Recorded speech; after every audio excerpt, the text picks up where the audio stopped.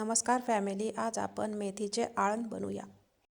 कांद्याचा पाला धुवून चिरून घ्यायचा.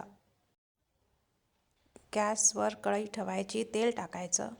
मेथी भाजीला चांगली चिरून घ्यायची. जिरे राई तयार ठेवायची. गरम तेलात राई जिरे टाकायचे. लसूण, हरी मिरची, चिरलेला पाला, कढीपत्ता मिक्स करायचे. त्यानंतर टमाटर टाकायचे.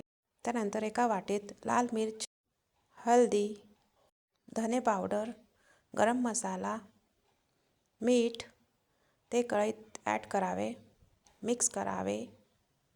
त्यानंतर धुतलेली मेथी कढईमध्ये मिक्स करावे, त्याला वाफावीत. एका पॉटमध्ये बेसन घ्यायचे, त्यात पाणी मिक्स